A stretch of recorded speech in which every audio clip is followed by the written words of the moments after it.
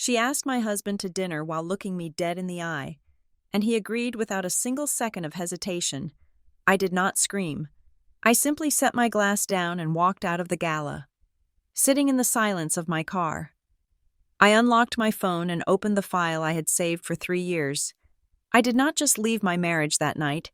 I began to delete it. My name is Zara Barnes. I am 38 years old. And tonight, standing in the gilded ballroom of the Halston Crown Hotel in Charlotte, North Carolina, I realized that I had become invisible. The air in the room was thick with the scent of expensive perfume and the low hum of ambition. This was the annual awards gala for Marrowgate Systems, the company my husband, Logan Pierce, had devoted the last decade of his life to serving. The chandeliers overhead cast a fractured, golden light over the crowd, making the champagne flutes sparkle and the fake smiles look almost genuine. I stood beside Logan, my hand resting lightly on the sleeve of his tuxedo, a pose I had perfected over 10 years of marriage. I was the supportive wife, the silent partner, the accessory that signaled stability. Logan was being considered for a massive promotion. I could feel the tension radiating off him, a vibrating hum of nervous energy that usually made me want to soothe him. Tonight, however, it just felt exhausting. I had spent years eating dinner alone while he worked late, years accepting his apologies for missed anniversaries and canceled vacations. I had convinced myself that his ambition was for us, for our future. I told myself that the lonely nights were an investment, but standing there, shifting my weight in heels that were beginning to pinch, I looked at his profile and felt nothing. The love that used to soften the edges of my frustration had worn thin, like fabric rubbed raw over stone. Then, the crowd parted. Vivian Cross moved through the room with the silence of a shark entering a wading pool. She was the chief operating officer, a woman whose reputation for ruthlessness was matched only by her icy elegance. She wore a dress that looked like liquid silver, sharp and severe. As she approached us, the chatter in our immediate vicinity died down. People watched. In this ecosystem, Vivian Cross was the apex predator, and everyone else was just hoping not to be eaten. She stopped in front of Logan. She did not offer a handshake. Instead, she took a step forward, invading his personal space with a familiarity that made the hair on the back of my neck stand up. She stood close enough that I could smell her scent, something cold and metallic, like rain on hot pavement. Logan straightened his posture, his smile widening into something eager and desperate. "Vivian," he said, his voice pitching slightly higher than usual. "It is a wonderful evening." Vivian did not answer him immediately. She did not even look at him. Slowly, deliberately, she turned her head and locked her eyes on mine. It was not a friendly glance. It was not a casual acknowledgement of a spouse. It was a stare of absolute, calculated dominance. She looked at me with a flat, dead expression, as if measuring how much force it would take to break me. She was marking her territory, and she wanted to make sure I knew exactly where the property lines were being drawn. Keeping her eyes fixed on my face, she spoke to my husband. Her voice was clear, carrying over the low buzz of the room. "Dinner tomorrow," she said. 7 o'clock, alone. I want to discuss your future." The words hung in the air between us, heavy and suffocating. Alone. She had not asked. She had commanded, and she had done it while staring directly into my soul, daring me to object. It was a public humiliation disguised as a business proposition. She was telling me, without a single word of direct address, that she owned his time, his attention, and his loyalty. She was stripping me of my status as his wife and reducing me to an obstacle she had already stepped over. I waited. I waited for the man I had married to laugh nervously. I waited for him to say, "Let me check with Zara," or "We actually have plans," or even just glance at me for a split second of reassurance. I waited for him to draw a boundary.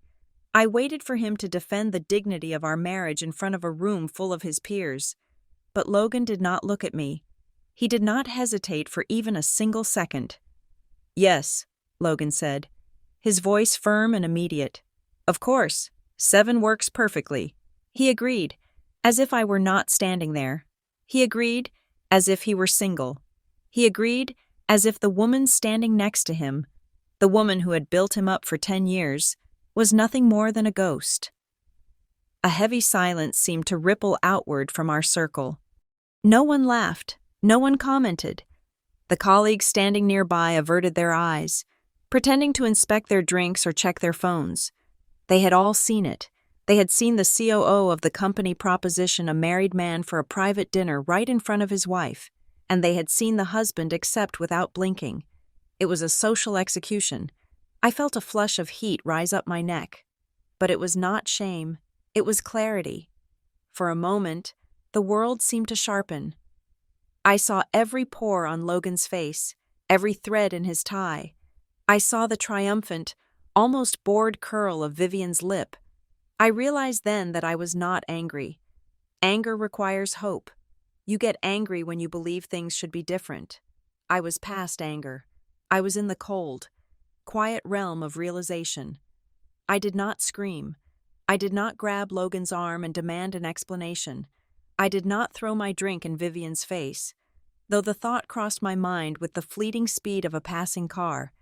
Instead, I took a slow breath. I carefully placed my half-full champagne flute on the passing tray of a waiter.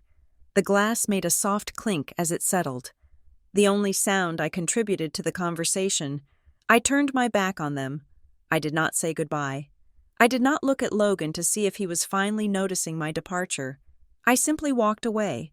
I walked across the plush carpet of the ballroom, head high, back straight, moving with the steady rhythm of a woman walking out of a burning building. I felt eyes on me, hundreds of them, picking apart my reaction, looking for the crack in the armor. I gave them nothing. I pushed through the heavy double doors of the ballroom and into the cool, quiet lobby. I handed my ticket to the valet with a hand that did not shake. "The black sedan," I said softly, when the car arrived. I tipped the valet $20 and slid into the driver's seat.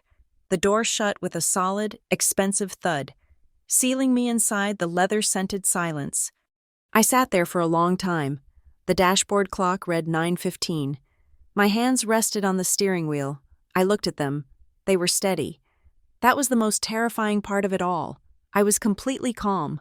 My heart was beating at a normal resting rate. There were no tears burning my eyes. There was no tightness in my chest. I had expected to feel devastated. I had expected to feel the crushing weight of heartbreak, but instead, I felt lighter. It was the relief of finally knowing. The ambiguity was gone. The gaslighting was over. The marriage I had been trying to resuscitate was dead. And tonight, Logan had signed the death certificate.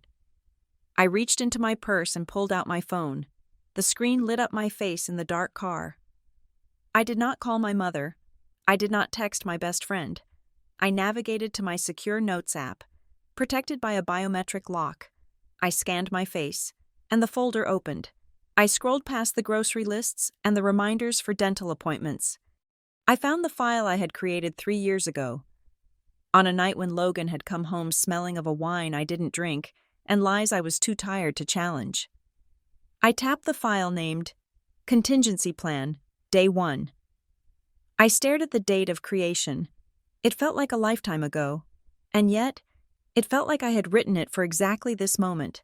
I was not reacting to a sudden tragedy. I was executing a protocol. I put the car in drive and pulled out of the parking lot onto the main road of Charlotte. As the lights of the Halston Crown faded in my rearview mirror, I whispered 4 words to the empty car. "Let the games begin."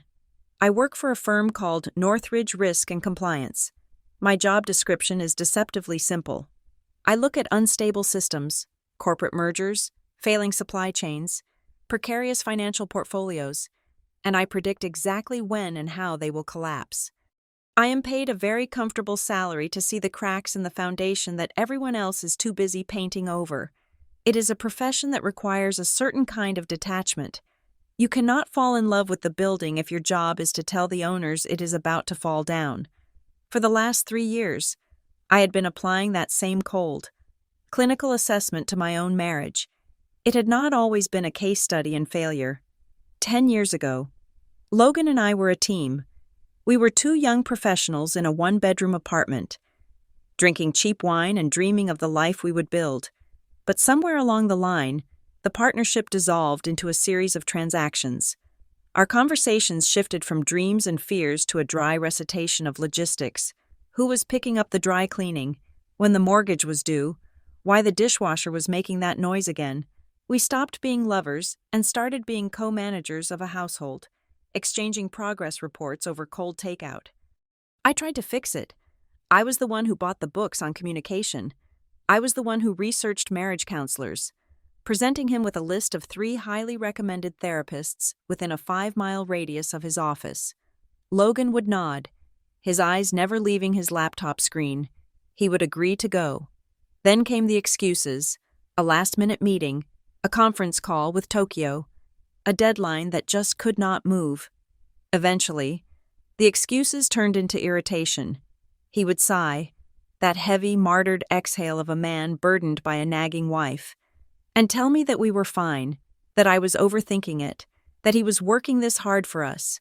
But the risk analyst in me saw the data points, and the trend line was crashing.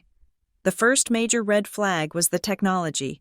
For 7 years, we had an open device policy, not out of surveillance, but out of convenience. Then, 6 months ago, Logan changed the password on his laptop. When I asked him to log me in so I could print a shipping label, he rushed over from the kitchen, wiping wet hands on his pants, and typed it in himself, shielding the keyboard with his body. "Company security protocols," he had muttered, not meeting my eyes. "New policy, very strict." I knew Marrowgate Systems policies better than he did. I knew they did not require him to lock his wife out of their shared digital life on a personal MacBook, but I said nothing. I just filed the anomaly away. Then came the phone habits. It is a cliché because it is true. When we sat at dinner, on the rare occasions we actually ate at the same table, his phone would sit next to his plate. But whenever a message came in, specifically when the screen lit up with a name I could not see from my angle, he would flip the phone face down. It was a reflex, a muscle memory of guilt. The final piece of evidence, the one that moved the status of our marriage from at risk to critical failure, arrived in the mail. It was a credit card statement for a chaotic mix of expenses. Logan had told me he opened a new card strictly for business expenses to keep his reimbursement cycles clean. He said it was easier for the accounting department. One Tuesday morning, while he was in the shower, I saw the envelope on the counter. I did not open it with shaking hands. I opened it with the precision of an auditor. I scanned the rows of transactions. There were the usual flights and hotel bookings, legitimate business costs, but woven through them were anomalies. A dinner at the Capitol Grill on a Thursday night for $340. The timestamp was 9:30 in the evening. The receipt, which I later pulled from his jacket pocket while pretending to take it to the cleaners, showed 2 entrees, 2 glasses of an expensive Cabernet, 1 dessert with 2 spoons. I checked his calendar for that Thursday. It was marked simply, late work session. There were other charges: a boutique florist in downtown Charlotte, a weekend spa charge at a resort 2 hours away when he was supposed to be at a leadership retreat. I did not confront him. I did not scream or throw the statement at him. That is what an amateur does. That gives the other party a chance to spin a narrative, to come up with a lie about a client dinner or a team-building exercise. Instead, I did what I do at Northridge. I started a spreadsheet. I logged every date, every time, every location. I cross-referenced his work-late excuses with the credit card activity. I built a timeline of deceit that was mathematically impossible to refute. I did test the waters once. We were in the kitchen, and I was loading the dishwasher. I kept my back to him and asked, in a tone that I kept perfectly neutral, "Logan, do you feel like you are being pulled away from this family? Is there someone or something else taking your attention?" I turned to look at him then. He was drinking water, leaning against the island. He laughed. It was a short, sharp sound, devoid of humor. "You have such a vivid imagination." "Zara," he said, shaking his head, You are always looking for problems where there aren't any. You really need to relax." That was the moment. That was the moment I stopped loving him. It was not the cheating. Infidelity is a weakness of the flesh. But looking me in the eye and telling me that my reality was a hallucination, that was a corruption of the soul. He was not just lying to me. He was trying to dismantle my perception of the truth so that he could remain comfortable. He thought I was stupid, or worse, he thought I was trapped. He believed that even if I suspected something, I would never actually leave. He relied on my history of patience, my role as the dutiful wife, to act as a permanent safety net for his ego. That is the most dangerous mistake a person can make in risk management. Assuming that a system is too stable to fail just because it has not failed yet.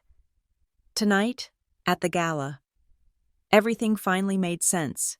Vivian Cross, the way she looked at him, the way she looked at me, when she walked up to us. She was not just a boss asking a subordinate to dinner. That performance was not for Logan. It was for me. She knew about the dinners. She knew about the flowers. She knew that she was the reason his phone was always face down. By demanding he have dinner with her alone, in front of his wife, she was forcing him to choose. She was testing her power. She wanted to see if he would humiliate me to please her, and he did. He passed her test with flying colors. She was not inviting him to a business meeting. She was marking her territory. She was pissing on the fire hydrant that used to be my life, daring me to do something about it. Sitting in my car, staring at the digital clock on the dashboard, I felt a cold, hard resolve settle in my chest. They thought they had won. They thought that my silence in that ballroom was submission. They thought I was the pathetic wife who would go home and cry into her pillow while her husband climbed the corporate ladder on the rungs of her dignity. They were wrong. My silence was not surrender. It was the quiet before the demolition. I had the data. I had the timeline. And unlike Logan, I had read the fine print on every single document we had ever signed. I put the car in gear. I was not going home to argue. I was going home to execute the exit strategy. The audit was complete. The asset was toxic. It was time to liquidate.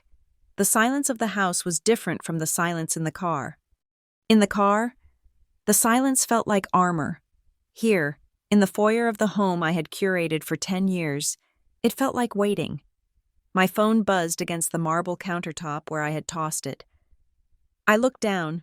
It was a message from Logan. "You left early? Don't be dramatic. I will be home in an hour." I stared at the screen. Don't be dramatic. He truly believed that was what this was. He thought I was sulking. He thought I was playing a game of emotional chicken that he would inevitably win because he assumed I had nowhere else to go. He had calculated the risk of humiliating me in public and decided it was negligible because he viewed our marriage as a fixed asset, something that depreciated but never actually left the books. I did not reply. I turned off the notifications and walked straight to the home office. I did not go to the bedroom to pack a bag. That is the mistake most people make. They react emotionally. They grab clothes. They grab jewelry. They run. I was not running. I was auditing. I knelt before the wall safe hidden behind a generic landscape painting Logan had bought at an auction to impress a client. I spun the dial. Left to 32. Right to 15. Left to 8. The heavy click of the lock disengaging was the most satisfying sound I had heard all evening. Inside were the passports, birth certificates, and a thick navy blue binder labeled estate planning. Logan hated this binder 2 years ago. When I insisted we restructure our assets to protect ourselves from potential liability lawsuits involving his company, he had rolled his eyes. He had called it paranoia and unnecessary paperwork. But he was a man who hated reading fine print, and he was a man who trusted his wife to handle the boring details of domestic administration. So, he had signed where I told him to sign. I pulled the binder out and flipped to the section tabbed Real Property.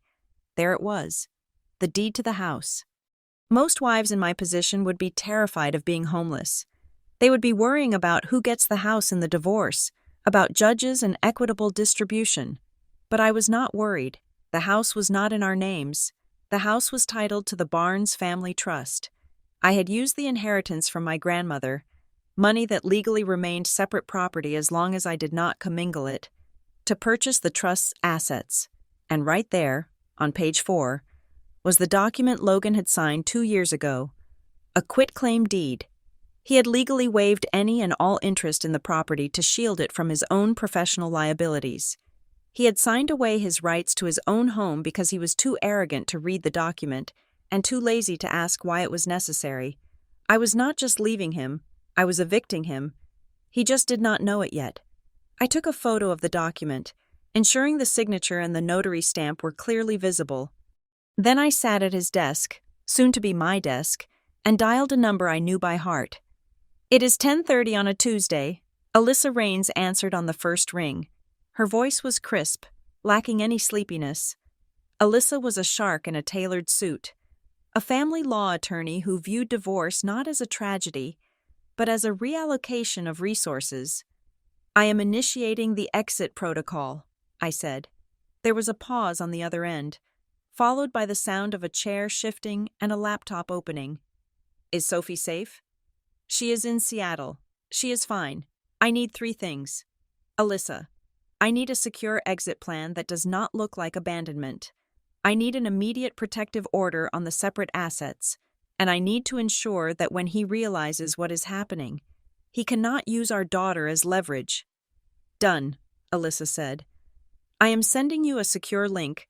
Upload everything you have, tax returns, bank statements, the trust documents, and Zara, do not sleep at the house tonight." "I know," I said. "I am just gathering the evidence." I hung up and opened my laptop. It was time for the forensic accounting. I logged into the 3 major credit bureaus. I had the passwords. I managed the household finances. After all, I pulled Logan's credit report first. It was a sea of green check marks. Mostly high limits, low utilization. But then I saw it. A hard inquiry from a lender I did not recognize, dated 3 weeks ago. And below that, a pending application for a personal loan of $150,000. I clicked on the details. The loan was guaranteed by Logan. But there was a note in the file. Pending spousal co-signature. My blood ran cold. He was not just spending money on dinners and hotels. He was trying to leverage our joint credit rating to secure liquid cash. He had likely forged my initial consent or was planning to slide a paper in front of me during a chaotic morning, claiming it was for insurance or taxes, and get me to sign my life away. $150,000. That was not dinner money. That was hush money, or panic money. I did not panic. I opened a new tab. Freeze credit. I typed in my social security number. I answered the security questions. The make of my first car. The street I lived on in 2005. I clicked Submit. Your credit file is now frozen. No new lines of credit can be opened in your name. I did it for Equifax, then TransUnion, then Experian. In less than 10 minutes, I had locked him out of my financial identity. If he tried to finalize that loan tomorrow, or if he tried to open a new card to fund his business dinners with Vivian, he would hit a digital brick wall. Next, I went to our joint bank accounts. I did not drain them. Taking more than half could be argued as bad faith in court. I simply transferred exactly 50% of the checking and savings balances into the trust account he could not touch. I left him exactly half, down to the cent. It was fair. It was legal, and it would leave him with barely enough to cover the mortgage on a house he did not own. I downloaded everything. PDF statements for the last 5 years. Images of canceled checks. The credit card statements I had already analyzed. I saved them to an encrypted hard drive and then uploaded a backup to the secure cloud server Alyssa had provided. I was moving with the efficiency of a machine. There was no room for grief here. Grief is messy. Grief makes you miss details. I needed to be sharp. I found one last thing in the desk drawer, buried under a stack of old holiday cards. It was a letter from a bank I did not bank with. It was addressed to Logan. It was an overdue notice for a safe deposit box. I had never known we had a safe deposit box. I took a picture of the letter. I did not know what was in the box, but I knew that hiding assets was a felony in a divorce proceeding. If he had hidden gold, cash, or documents, This letter was the thread that would unravel him. I stood up. The house was still quiet. The clock on the wall read 11:15. I packed a single suitcase. I took my jewelry, my grandmother's pearls, the diamond studs I bought for myself when I got my promotion. I left the engagement ring on the nightstand. It felt heavy, like a shackle I had finally unlocked, on the kitchen island. I placed a single folder. It was not the binder with the trust documents. I was taking that with me.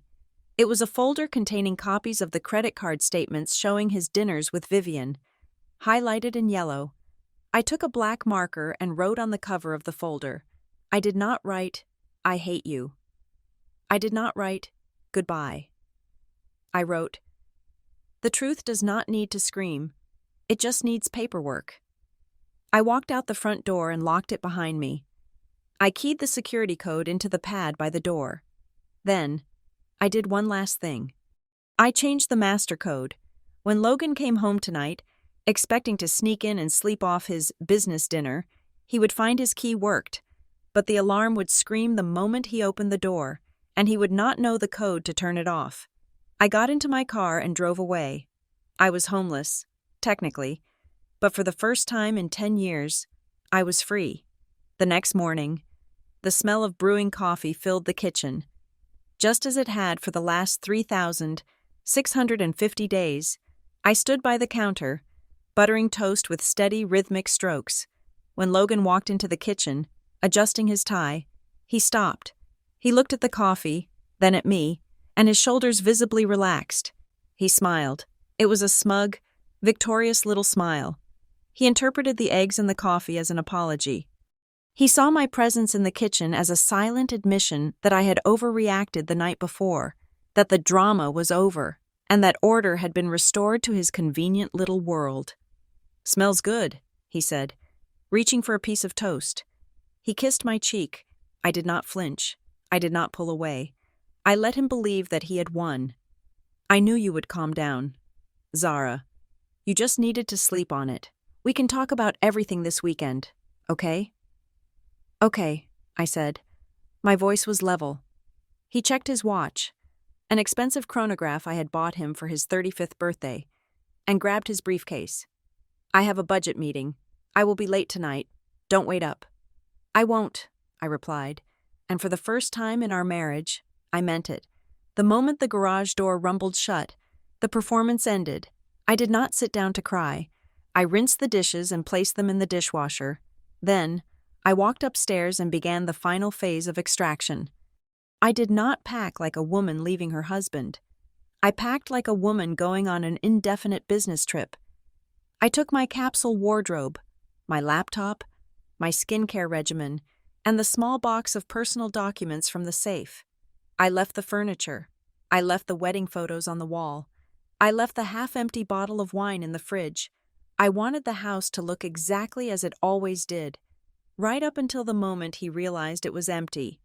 By 9 in the morning, I was in my car. I drove 20 minutes across town to a luxury apartment complex called the Avery. I had leased a unit there 6 months ago under the name of my LLC, Northridge Consulting. At the time, I told myself it was a workspace, a quiet place to focus on complex risk assessments, away from the distractions of home. Deep down, I think I always knew it was a lifeboat. I unloaded my things. The apartment was sterile, modern, and quiet. It smelled of lemon polish and anonymity. I sat on the beige sofa and took a deep breath. It felt lighter here. The air felt thinner, easier to breathe. But I had one last loose end to tie at the house. I had left a single manila envelope on the kitchen island, right where he would toss his keys when he came home. There was no handwritten letter inside. There were no tear-stained pages explaining my feelings or asking him why. Why would I ask a question when I already knew the answer? Inside the envelope were photocopies of 3 specific documents. First, the quitclaim deed he had signed, relinquishing his rights to the house. Second, the credit card statement highlighting the dinner for 2 at the Capitol Grill on the night of our anniversary. And third, a single index card with a typed message. Friday, 10 in the morning, the offices of Rains & Associates. Do not be late.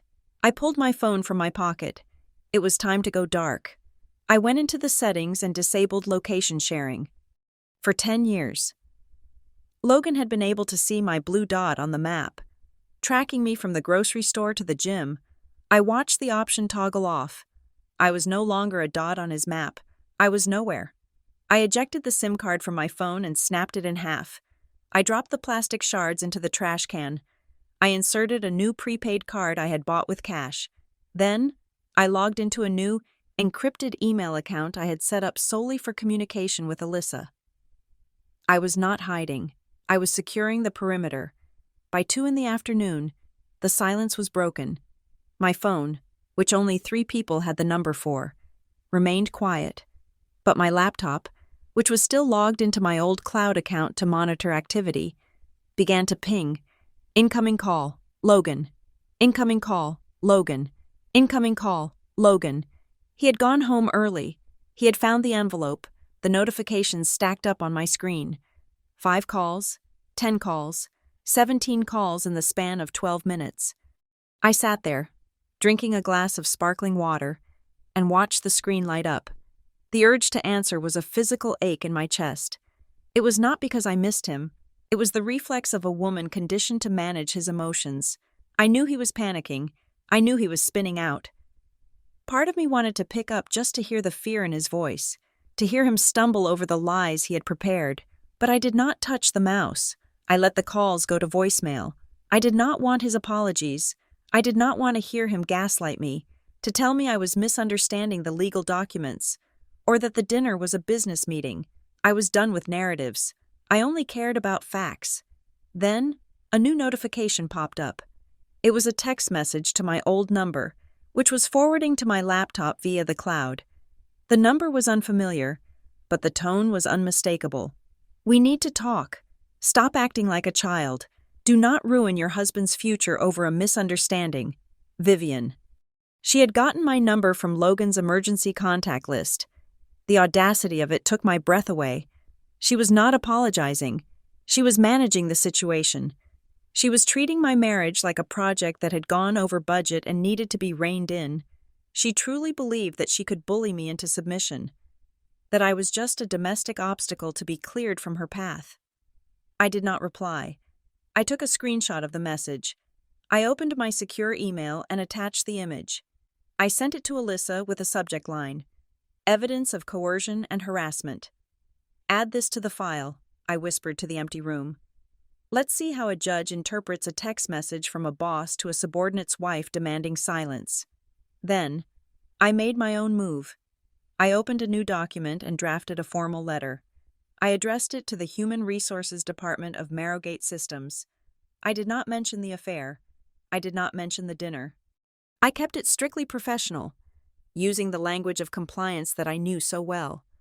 To the Director of Human Resources, please consider this formal notice to preserve all digital and physical records regarding the employment, expenses, and internal communications of Logan Pierce and Vivian Cross, effective immediately.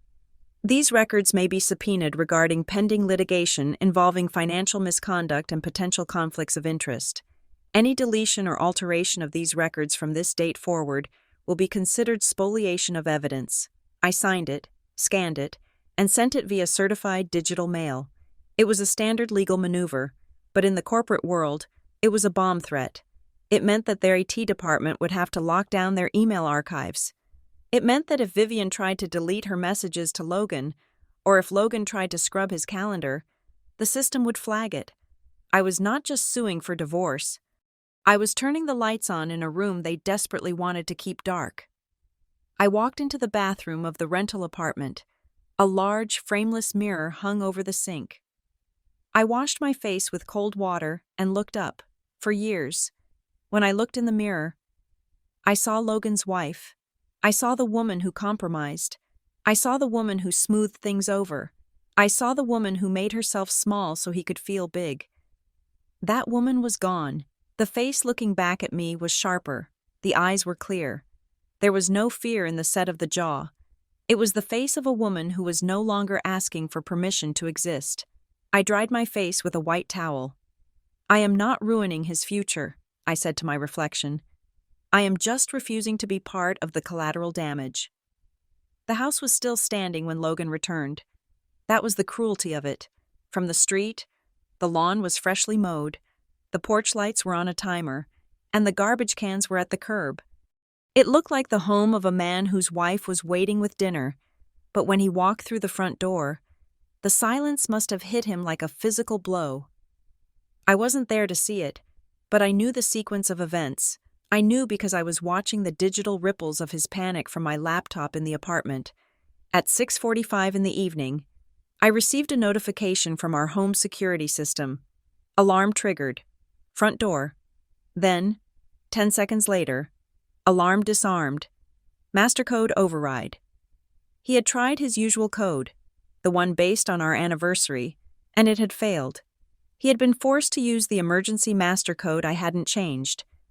The one written inside the breaker box in the garage, a humiliating scramble he likely performed while the siren screamed his incompetence to the neighbors. At 7:15, he tried to log into our joint bank account. I saw the login attempt from his IP address. Access denied. He tried again. Access denied. He then tried the forgot password function. The system prompted him to answer a security question. Where was your honeymoon? He typed, Maui? Incorrect. I had changed the answer to the attorney's office. He drove to the bank branch before it closed the next day. Desperate, I imagine him standing at the teller window, sweating in his expensive suit, demanding to know why his card was declined at the gas station.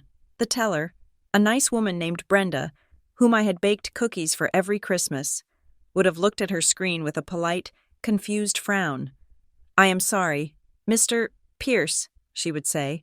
The joint account has been flagged for unusual activity related to a pending high-risk loan guarantee. Until the compliance review is complete, withdrawals are limited to $500 a day. What loan? He would demand. I did not authorize a loan, but he had. Or rather, he had started the paperwork for one, and my credit freeze had triggered a fraud alert that locked everything down. He walked out of that bank with $500 in cash, and the realization that his wallet was now just leather and plastic. Back at Marrowgate Systems, Vivian Cross was not offering comfort.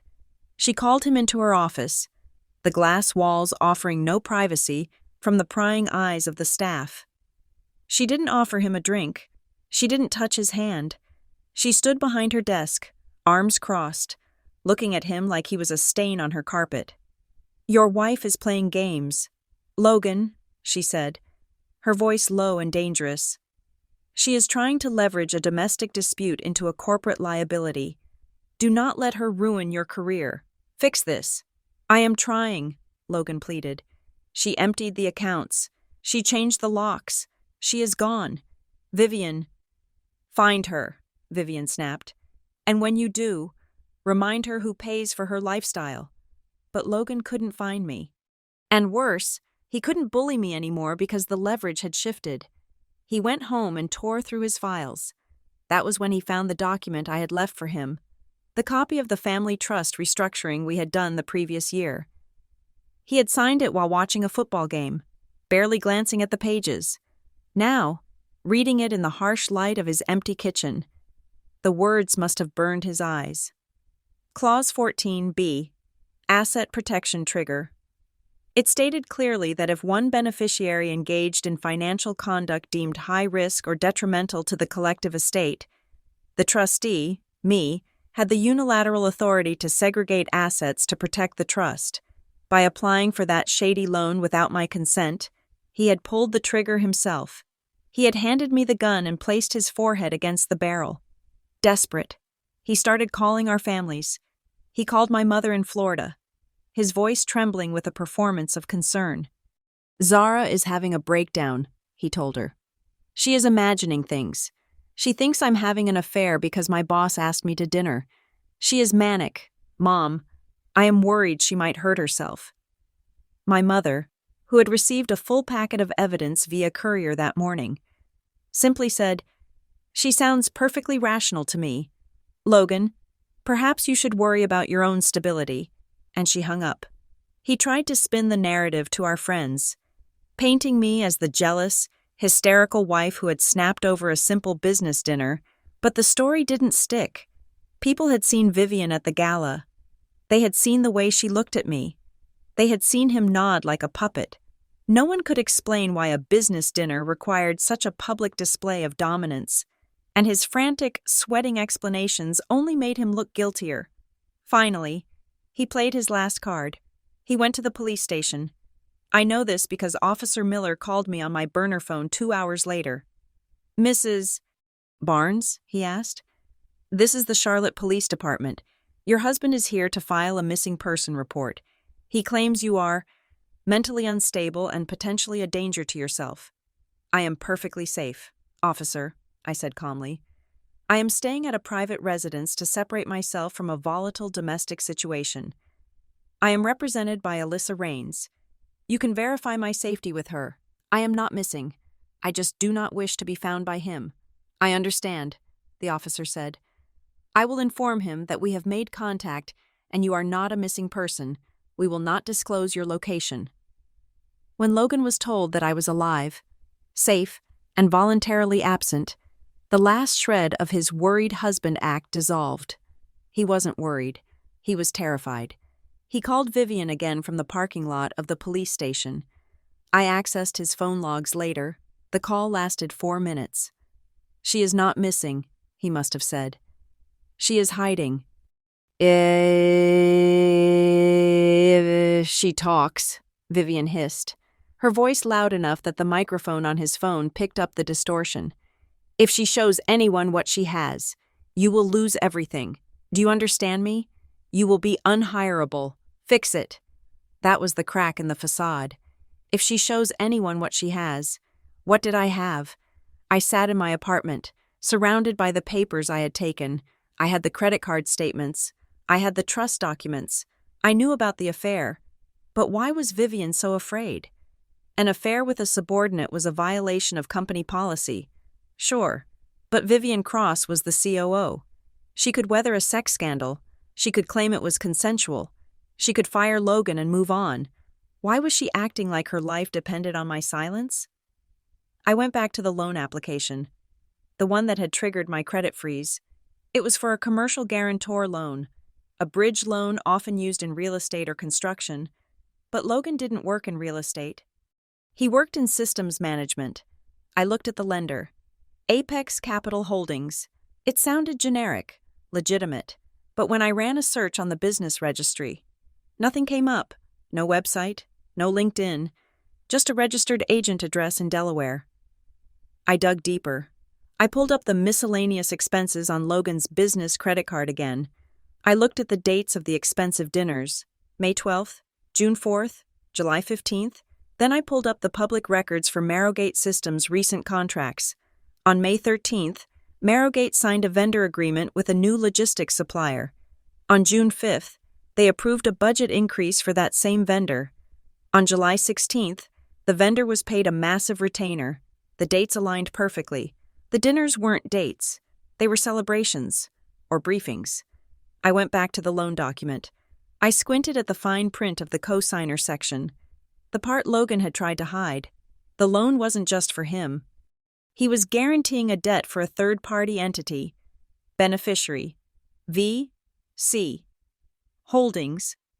LLC. I felt a chill run down my spine that had nothing to do with the air conditioning. V.C. Vivian Cross. Logan wasn't just sleeping with his boss. He was being used as a financial mule. Vivian was taking out high-risk loans to cover personal debts or fund side ventures. And she was making Logan sign as the guarantor. She was using his clean credit, our clean credit, to underwrite her risk. If he defaulted, we would lose everything: the house, the savings, the retirement, and Vivian would walk away clean, her name buried under layers of shell companies. That was why she had looked at me with such hatred at the gala. It wasn't just about sexual dominance. She needed to know if I was smart enough to catch her. She needed to separate Logan from me because I was the risk manager. I was the one who read the fine print. She needed him isolated, pliable, and desperate so he would keep signing papers he didn't understand. I looked at the screen. my heart hammering against my ribs.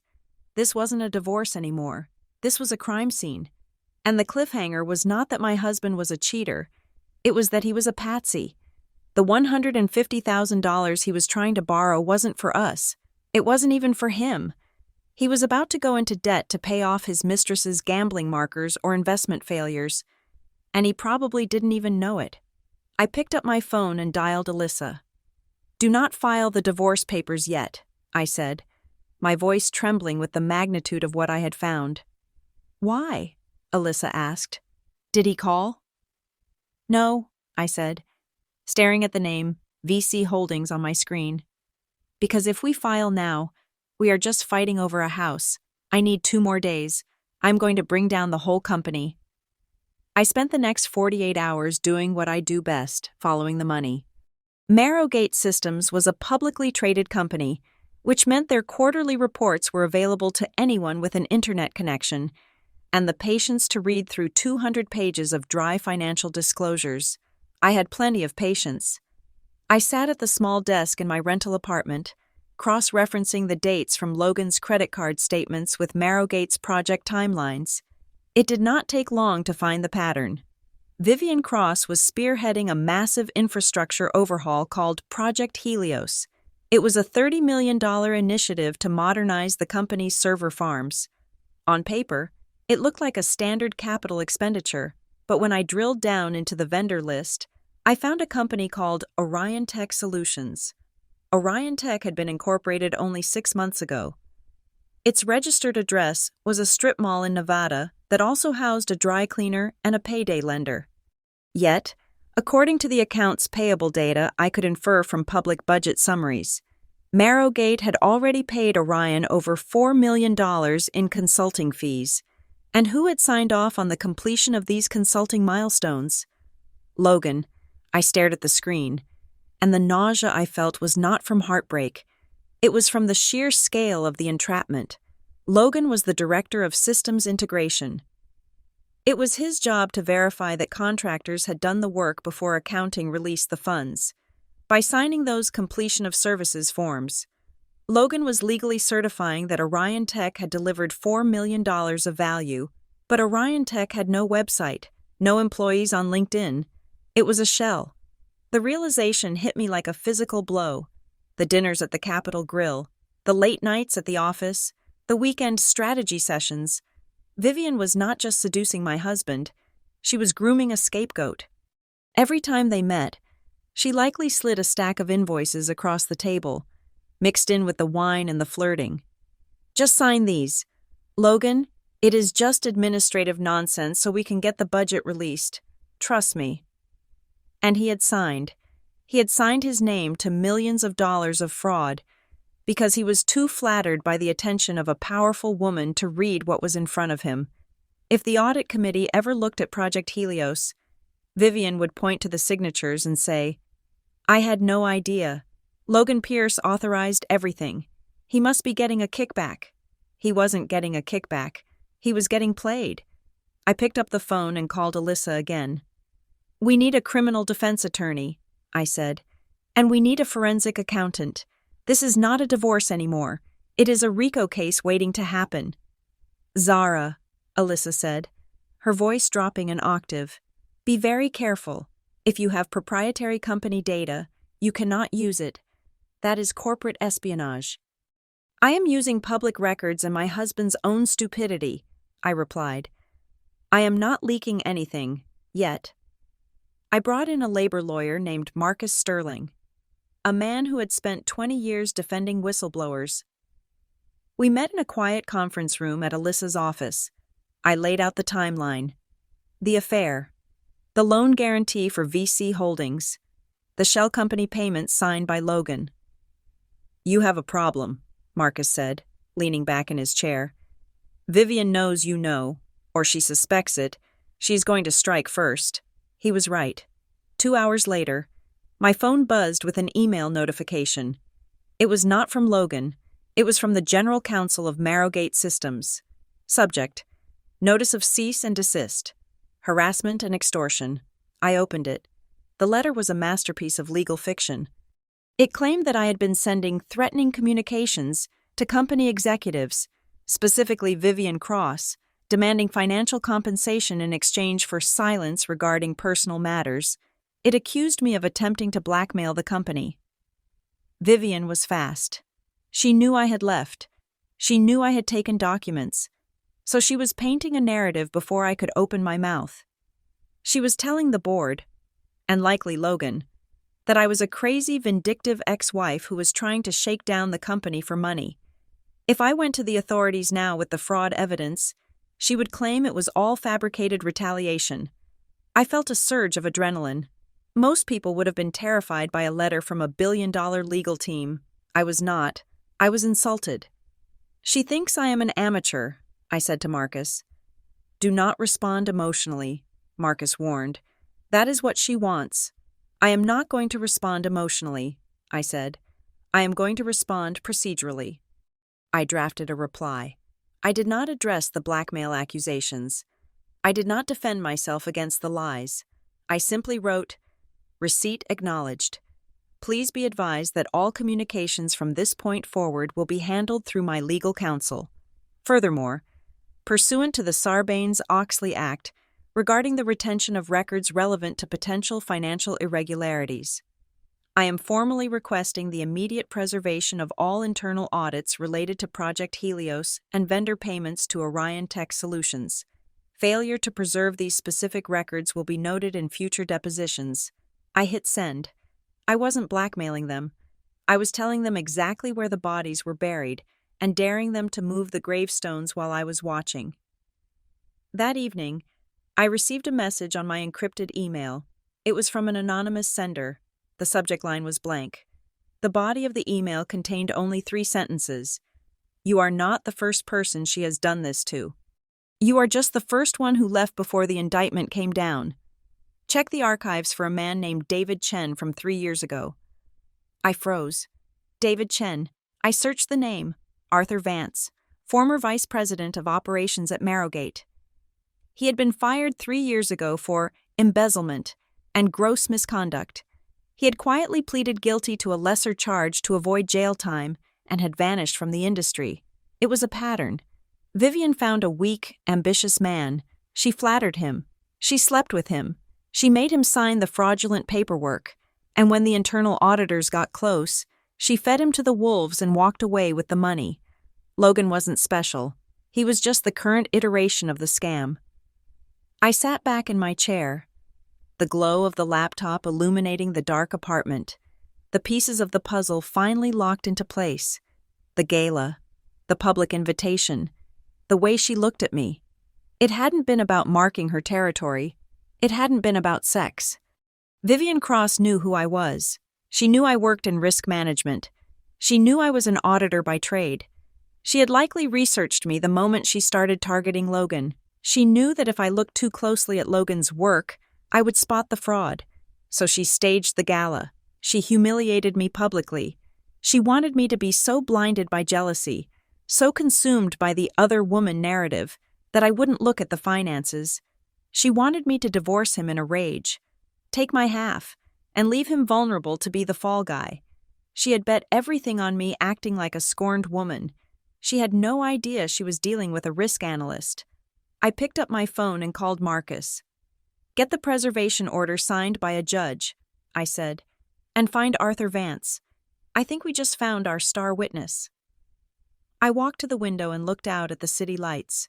Somewhere out there, Logan was probably sitting in a dark room, terrified, thinking his life was over because his wife left him. He didn't realize that his wife leaving him was the only thing that might actually save him from prison. But I wasn't saving him for his sake. I was saving him because if he went down for fraud, he would take my daughter's future down with him. And that was a risk I was not willing to accept. "You picked the wrong wife to underestimate, Vivian," I whispered to the glass. My phone rang at 9 o'clock in the evening. It was a ringtone I had assigned years ago, a specific melody that cut through the silence of my rental apartment like a lifeline. It was Sophie. My daughter is 23 years old. She lives in Seattle, working as a junior graphic designer for a tech startup. She is 3,000 miles away from the blast radius of my marriage. But in a digital world, distance is irrelevant. The shockwaves travel at the speed of light. I stared at the screen for a moment before answering. I took a breath, physically pushing down the tremble in my voice. I could not be the sobbing victim. I had to be the anchor. "Hi, honey," I said. "Mom?" Sophie's voice was tight, high-pitched with anxiety. "Where are you? Dad is freaking out. He says you vanished. He says you emptied the accounts and joined I don't know, a cult? He is saying you are having a mental break." I closed my eyes. Of course, the crazy wife narrative. It was the oldest play in the book. "I am safe, Sophie," I said, keeping my voice steady and low. "I am in an apartment in downtown Charlotte. I am not having a breakdown. I am executing a separation." "He said you stole money," she said, the doubt creeping into her tone. "Mom, he is crying. I have never heard him cry." "I did not steal anything," I replied. "I protected the assets that belong to this family, and I will explain everything to you. But not right now, not while you are panicked. I will tell you the whole story when you are ready to hear both sides without him screaming in your other ear." There was a silence on the line. I knew my daughter. She was independent, sharp, and fiercely logical, traits she got from me. But she also loved her father. Logan had always been the fun parent, the one who bought the ice cream while I worried about the cavities. It was natural for her to want to protect him. "He called me 6 times today," Sophie whispered. "He said you are destroying the family over a misunderstanding. He said you were jealous of his boss." "Sophie," I said gently, "I need you to ask yourself one question. Does that sound like me?" She hesitated. "No, you don't get jealous. You get prepared." "Exactly. I am safe. I love you. Go to sleep." I hung up. I did not want to drag her into the mud. I wanted to keep her clean, but Logan had other plans. Over the next 24 hours, the digital assault on our daughter intensified. Logan wasn't just venting. He was recruiting. He needed an ally. And he thought Sophie was the weak link. He sent her long, rambling text messages about how much he loved me, how he was the victim of corporate stress, and how I was abandoning him when he needed me most. But Logan made a critical error. He forgot that Sophie was an observer. She called me back the next afternoon. Her voice was different this time, less panicked, more suspicious. "I asked him," Sophie said abruptly. "Asked him what?" "I asked him about the gala. You didn't tell me about it. But Aunt Karen did. She said it was weird. So I asked Dad. I asked him, 'Why did your boss look at Mom like that?'" My grip on the phone tightened. "And what did he say?" "He stuttered," Sophie said. "He told me I was imagining things. He said Vivian is just intense, but then he changed the subject immediately. He started talking about my student loans. He asked if I needed money." I felt a cold spike of adrenaline. "He asked about your loans?" "Yeah. He said he was looking into some restructuring options for the family finances and wanted to know if I had access to my education trust details." The air left my lungs. The education trust. It was a separate fund we had set up when Sophie was born. It was small, just enough for her grad school or a down payment on a house. But it was significant, and crucially, it was in her name, with Logan and me as co-trustees until she turned 25. I minimized the call window and frantically opened my laptop. I logged into the trust management portal. There it was, a pending request. Dated 3 days ago, the day before the gala, a request to use the trust's principal as collateral for a secondary credit line. He hadn't just tried to borrow against our house. He had tried to leverage his own daughter's future to cover his debt to Vivian Cross. "Sophie," I said, my voice turning into steel. "Check your secure email. Right now." "Mom, what is going on?" "Just check it." I took a screenshot of the pending transaction log. I highlighted the date. I highlighted the beneficiary of the credit line, VC Holdings. Then, I attached one more image, the screenshot of the text message Vivian had sent me. "Do not ruin your future." I hit send.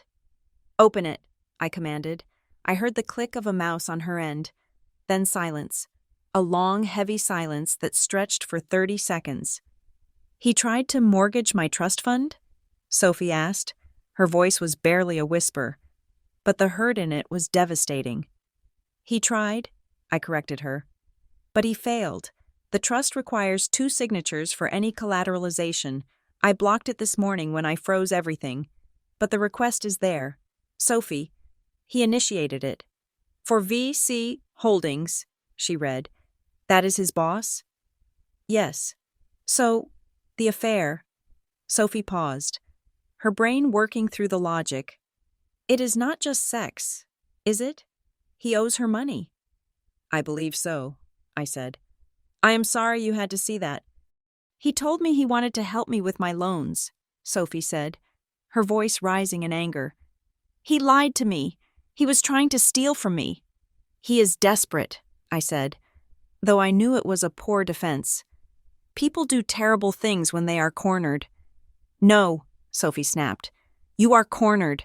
Mom, you are living in a rental apartment hiding from your husband, but you didn't try to steal my money.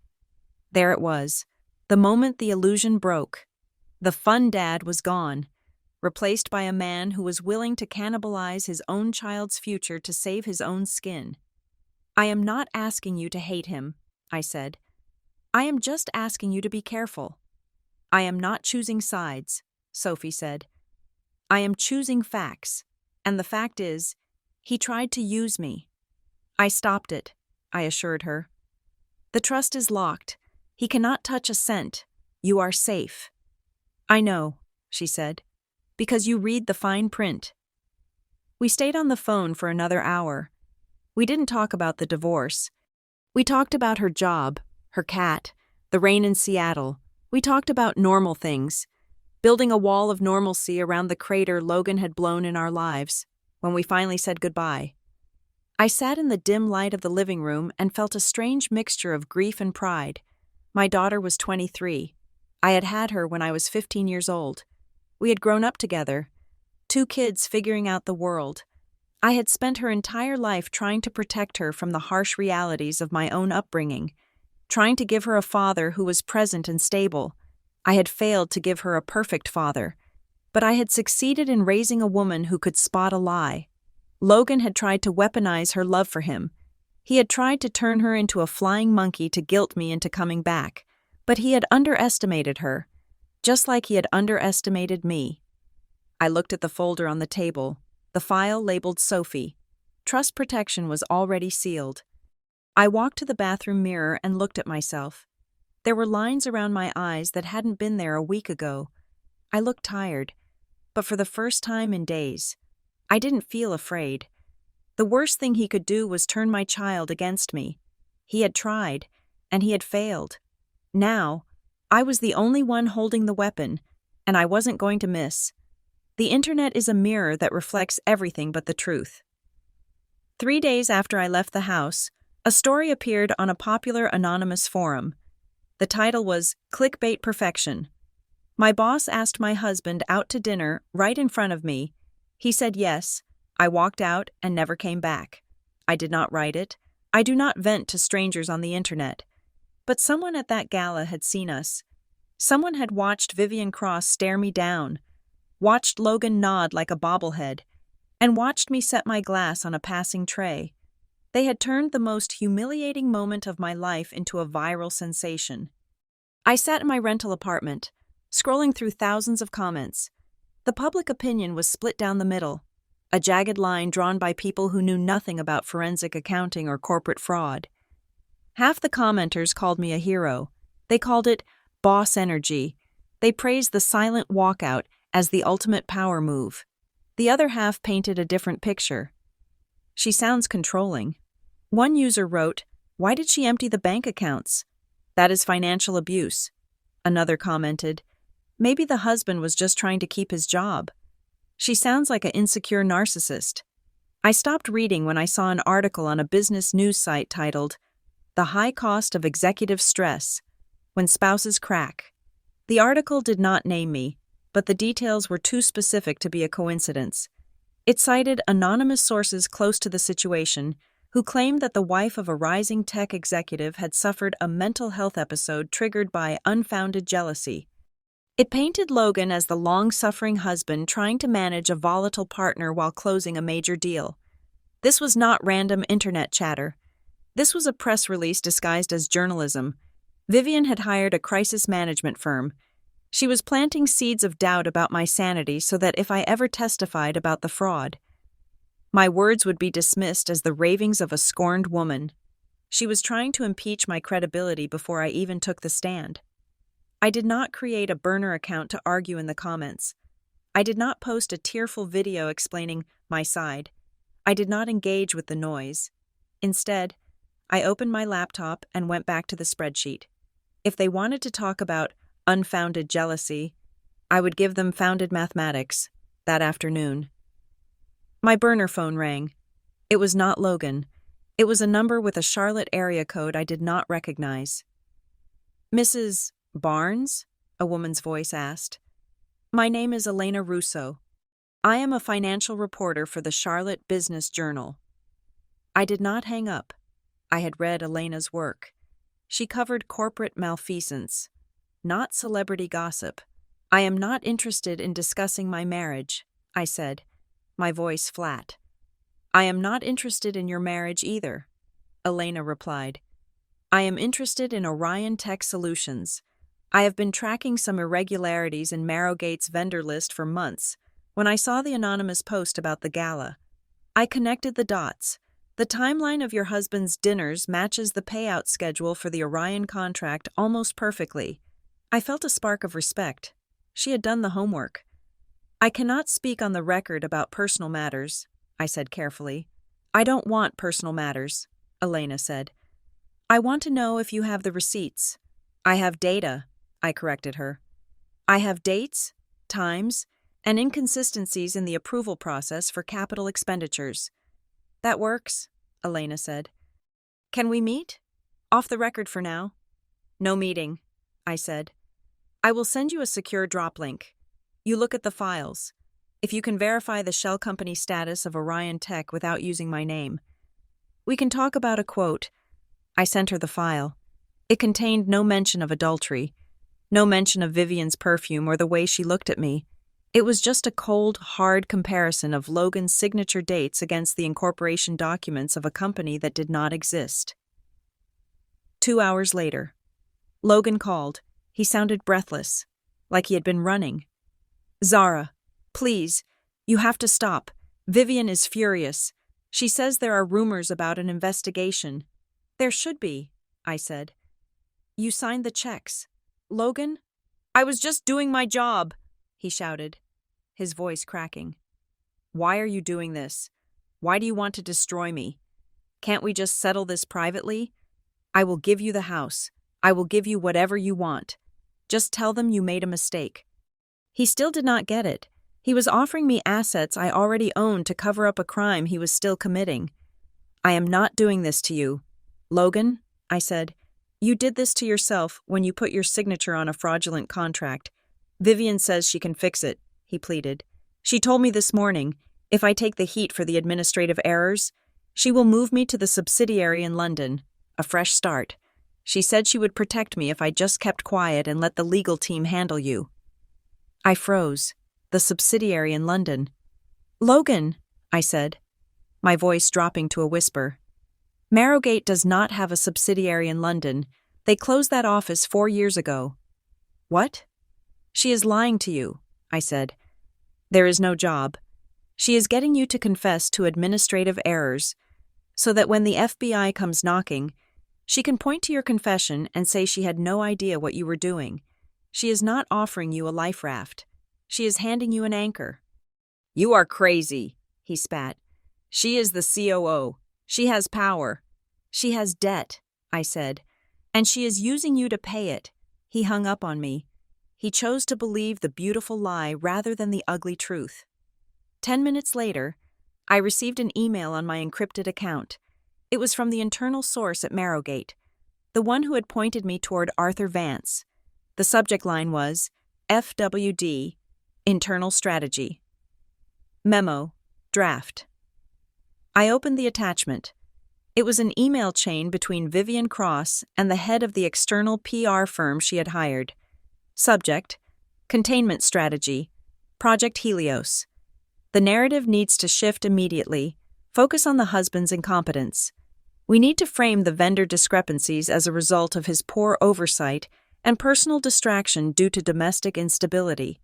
If the audit committee asks, we position him as a rogue actor who bypassed protocol. Have the legal team draft a termination letter for cause. Effective Friday. I stared at the screen. It was dated today. While Vivian was telling Logan she would send him to London, she was drafting the press release that would end his career and likely send him to prison. She was going to fire him on Friday. The same day I had set the meeting with the lawyers, she was going to pin the entire $30 million fraud on him, claim he was distracted by his crazy wife, and wash her hands of the whole thing. I sat back in my chair. I could have let it happen. It would be the ultimate revenge. Logan would lose his job, his reputation, and his freedom. He would be destroyed, just as he had tried to destroy my financial security. He deserved it. He had signed the papers. He had chosen her. But then I thought about Sophie.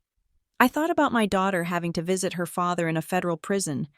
I thought about the shame she would carry, the way the world would look at her as the daughter of a felon.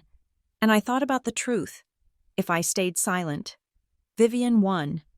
She would destroy Logan, keep the money, and move on to the next victim. She would continue to act as if she were untouchable. I was done with silence. Silence was what had gotten us here. Silence was the currency Vivian traded in. I picked up my phone and called Elena Russo, the journalist. "The story you are writing," I said. "It is not about a bad marriage." "I know," Elena said. "It is about a shell company." "No," I said. "It is about a scapegoat. I am sending you one more document. It is an internal email from the COO planning to frame the Director of Systems Integration. I want you to run it, before Friday." "If I run this," Elena said, her voice serious, "it will blow the roof off that company. Your husband will still be implicated." "My husband is a fool," I said. "But he is not the mastermind. Run it." I hung up. I walked to the mirror in the hallway. I looked different than the woman who had walked out of the gala. That woman had been reacting. This woman was striking. I was not writing a revenge story anymore. I was writing a correction. Logan wanted to be a victim? Fine, I would make him a victim. But he would be Vivian's victim, not mine. And in doing so, I would ensure that everyone knew exactly who held the knife. I agreed to meet Logan at a coffee shop called The Daily Grind, located directly across the street from the county courthouse. It was a strategic choice. The place was brightly lit, smelling of roasted beans and aggressive espresso machines, and it was crowded with lawyers, clerks, and jurors on break. It was the kind of public visibility that discouraged shouting matches. I arrived 10 minutes early. I sat at a small table in the back corner, my back against the wall, giving me a clear view of the entrance, 3 tables away. Alyssa Raines sat with a latte and a thick file, pretending to read a legal brief. She was my witness, my safety net, and my silent cavalry. Logan walked in at exactly 10 o'clock in the morning. He looked terrible. The man who had stood in a tuxedo 3 days ago, radiating the arrogance of a future executive, was gone. In his place was a man wearing a wrinkled button-down shirt, his eyes rimmed with red, his hands shaking slightly as he scanned the room. When he saw me, he exhaled a breath that seemed to deflate his entire posture. He walked over and sat down without getting a drink. "Thank you for coming," he said, his voice raspy. "I didn't think you would." "I am not here for a reunion, Logan," I said, keeping my hands folded on the table. "I am here for the truth, and we do not have much time." He looked down at his hands. "I know it looks bad, the dinner, the way she asked me, but you have to understand the culture at Marrowgate. Vivian told me it was an executive test. She said that at the C-level, business bleeds into personal time. She said if I couldn't handle a last-minute summons, I wasn't ready for the promotion." I watched him spin the lie. It was a pathetic, half-hearted attempt to frame his submission as ambition. "Stop," I said. It wasn't a shout, but it cut him off instantly. "I don't care about the dinner. Logan, I care about the look," he blinked. "The look? When she asked you out?" I said, leaning forward slightly. "She didn't look at you. She looked at me. She looked at me with a smirk that said she had already won something valuable. Why? If this was just a business test for you, why was she looking at me like she held the deed to my life?" Logan opened his mouth, then closed it. He looked away, staring out the window at the courthouse. The silence stretched, heavy and suffocating, until the noise of the coffee grinder seemed to fade into the background. "Because she does," he whispered. "Does what?" "She has the deed," Logan admitted, his voice barely audible. 2 weeks ago, before the gala, she called me into her office. She showed me a file. It was a log of all the vendor approvals I had signed for Orion Tech. She told me that there were irregularities in the billing. She said that if I didn't cooperate, if I didn't show total loyalty to her vision, the company would be forced to audit my department. "She blackmailed you," I said. It wasn't a question. "She said she could make the irregularities go away," he continued, a sweat breaking out on his forehead. "Or she could make them stick to me. She said she needed to know I was all in, the dinner, asking in front of you. She said she needed to see if I would prioritize her over my marriage. She said if I hesitated, she would release the file to the board." I felt a cold knot tighten in my stomach. It was exactly as I had suspected, but hearing him say it out loud made it real. He hadn't betrayed me for lust. He had betrayed me for survival.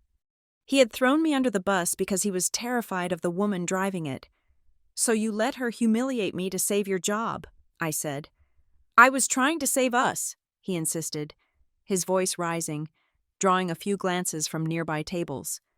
"If I lost this job, Zara, we lose everything. The house, the lifestyle, Sophie's tuition.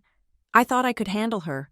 I thought if I just played along for a few months until the project closed, she would back off." "You are an idiot," I said. She was never going to back off. She was digging your grave. I reached into my bag and pulled out a blue folder. I slid it across the table. "Open it." He hesitated, then flipped the cover open. The first page was the loan application for $150,000, naming VC Holdings as the beneficiary. "You didn't just play along, Logan," I said. "You financed her. You guaranteed a loan for a shell company owned by Vivian Cross. Do you know what that makes you? It doesn't make you a victim. It makes you a co-conspirator in money laundering." He stared at the document, his face draining of color. I didn't read the beneficiary name. She just put the papers in front of me.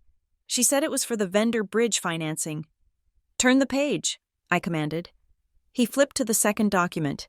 It was the printout of the email I had sent to the journalist, the internal memo from Vivian to the PR firm. Subject: Containment Strategy. Narrative: Husband's Incompetence. Rogue Actor. I watched him read the words. I watched the exact moment his reality fractured. He read the part where she planned to fire him on Friday. He read the part where she called him distracted due to domestic instability. He looked up at me, and his eyes were wide with terror. "She told me she was sending me to London," he stammered. "She said she had a position for me in the UK subsidiary." "There is no UK subsidiary," I said. She is not sending you to London. She is sending you to federal prison." Logan slumped back in his chair. He looked like a man who had been shot, but hadn't fallen down yet. The arrogance, the defensiveness, the excuses, they all evaporated. All that was left was a frightened man who realized he had been played for a fool by a woman he thought he could charm. "Zara," he said, his voice trembling, "you have to help me. Please. I didn't know. I swear to God. I didn't know she was stealing. I just signed the papers. I was just trying to keep my job." He reached across the table, trying to take my hand. I pulled back. I can't go to jail, he whispered, tears spilling over his lashes now. Sophie, my parents, it will kill them. You know the law. You know how to fix this. You have the files. We can go to the board together. We can tell them she forced me. We? I asked. There is no we, Logan. You made sure of that when you agreed to that dinner. But you are my wife. He pleaded. You can't just watch me burn. I looked at him. I looked at the man I had spent 10 years building a life with. The man I had washed socks for. The man I had made excuses for at every holiday party. I felt a pang of sadness, but it was distant, like looking at an old photograph of a house that had already burned down. I am not burning you, Logan, I said, my voice steady and cold. I am not the arsonist here, and I am not the firefighter. I am just the insurance adjuster, and I am telling you that your policy has been voided. What does that mean? He cried. It means I am not destroying you, I said. I am just stopping the work of shielding you. For 10 years, I managed the details you were too lazy to read. I caught the mistakes. I protected you from your own carelessness. I stopped doing that 3 days ago, and look what happened. Before he could answer, his phone buzzed on the table between us. The screen lit up. Vivian Cross. We both stared at it. It vibrated against the wood table like a bomb counting down. Answer it, I said. I can't, Logan whispered. She scares me. Answer it, I repeated. And put it on speaker. He looked at me, then at the phone. His hand shook as he reached out and tapped the green icon, then the speaker button. Logan? Vivian's voice cut through the noise of the coffee shop. It was sharp, impatient, and devoid of warmth. Where the hell are you? Compliance is asking for the Orion binders. I need you to sign the backdated certification forms. Now.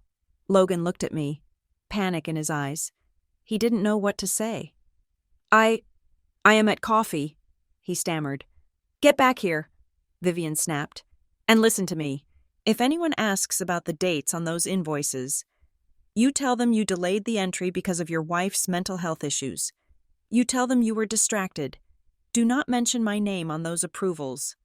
If you drag me into your mess, Logan, I will make sure the audit committee sees the loan guarantee you signed. I will bury you so deep you won't see sunlight for 10 years. The threat hung in the air, clear and unmistakable.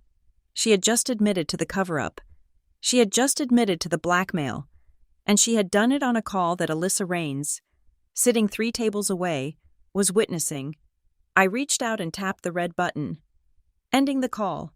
The silence at our table was absolute. She is going to kill me, Logan whispered. No, I said, standing up and slinging my bag over my shoulder. She isn't, because she just handed us the murder weapon. I looked down at him one last time.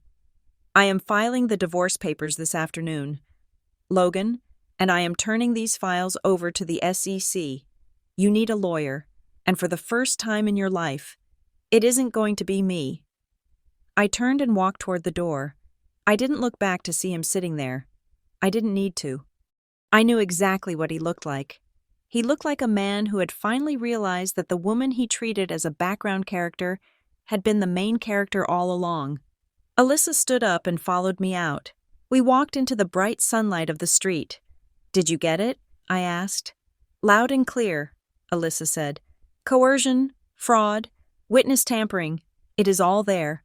I took a deep breath of the fresh air. It smelled like exhaust and rain.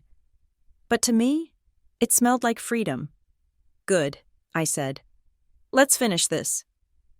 The fall of Marrowgate Systems did not look like a movie. There were no SWAT teams kicking down doors or helicopters circling the building. It happened with the quiet, devastating precision of a domino effect. 2 days after I handed the files to the Securities and Exchange Commission, the internal investigation went public. The board of directors, terrified of liability, suspended Vivian Cross effective immediately. They froze her assets, locked her out of the server, and issued a press release stating they were cooperating fully with federal authorities. I sat in a deposition room 3 weeks later. The table was long, polished mahogany, the kind that usually intimidates people. On one side sat the company lawyers, looking exhausted. On the other side sat the federal prosecutors. And at the far end, looking smaller than I had ever seen him, sat Logan. He was being questioned about his signature. "Mr. Pierce?" the prosecutor asked, sliding a document across the table. "Did you or did you not sign this certification of completion for the Orion Tech server migration on August 15th? Logan looked at the paper. His hands were shaking. "I signed it," he said, his voice barely a whisper. "But I was told the work was done. Ms. Cross told me." "Miss Cross is not the signatory," the prosecutor interrupted. You are the Director of Systems Integration. Is it not your job to physically verify the hardware installation?" "I trusted her," Logan said. It was the only defense he had left, and it was pathetic. I sat in the back of the room, silent. I was not there as a grieving wife. I was there as a cooperating witness. I had provided the timeline. I had provided the credit card statements that proved Logan was being wined and dined on the exact dates he signed off on millions of dollars in fraudulent invoices. Then came the moment that broke him completely. During the discovery phase, the forensic accountants had recovered deleted emails from Vivian's private server. The prosecutor projected one onto the screen on the wall. It was dated 6 months ago. It was an email from Vivian to a private investigator she had hired. Subject: background check. Zara Barnes. Result: she is a senior risk analyst at Northridge. She specializes in corporate fraud detection. She is dangerous. If she looks at Logan's books, she will see the Orion payments. We need to neutralize her, distract her, create a domestic crisis so she is too busy saving her marriage to audit her husband. The room went deadly silent. Logan stared at the screen. His mouth opened, but no sound came out. For months, he had believed he was special. He had believed that a powerful, beautiful woman had risked her career because she found him irresistible. He had justified his betrayal by telling himself that he was stepping into a bigger world. A world where he was a king, but he wasn't a king. He was a decoy. Vivian hadn't seduced him because she wanted him. She had seduced him because she was afraid of me. She knew that I was the only person smart enough to catch her. So she threw a grenade into my marriage to keep my eyes off the balance sheets. She destroyed our family not out of passion, but as a calculated risk mitigation strategy. Logan looked at me then. The devastation in his eyes was absolute. He realized that the woman he had sacrificed everything for didn't even like him. She viewed him as a necessary casualty. I held his gaze. I didn't smile. I didn't frown. I just looked at him with the detached pity one feels for a roadkill animal. The legal proceedings moved quickly after that. Vivian was indicted on 14 counts of wire fraud, embezzlement, and conspiracy. The moment the handcuffs went on, the icy demeanor cracked. I saw the footage on the news. She wasn't shouting, but she was hiding her face. For a woman whose power lay in her ability to stare people down, the inability to look the camera in the eye was the ultimate defeat. She had lost the gaze. Our divorce was finalized 2 months later. It was a quiet affair. We didn't go to trial. Logan signed everything I put in front of him. He had no fight left. The terms were clear. I kept the house, not because I wanted to live there, but because the trust protected it. I kept my savings. I kept full control of Sophie's education fund. And Logan kept the debt, because he had signed the loan guarantee for VC Holdings as an individual, and because I had legally separated our assets before the default. The creditors could only go after him. He was liable for $150,000 of Vivian's bad debt. He would be paying for that dinner for the next 20 years. He lost his job. Of course, he was unhireable in the tech industry. The last I heard, he was living in a small apartment in the suburbs, working in sales for a landscaping company. Sophie came to visit me in my new apartment. It was a sunny Saturday in April. We sat on the balcony, drinking tea. I saw him yesterday, Sophie said quietly. How is he? I asked. Sad, she said. He keeps trying to explain. He keeps saying he is sorry. He told me that he never wanted to hurt us. I believe him, I said. He didn't want to hurt us. He just didn't care enough to stop it. Sophie nodded. She looked older, wiser.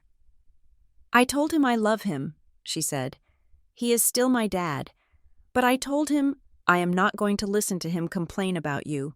I told him that every time he tries to blame you or Vivian or the company, I am going to hang up. Good, I said.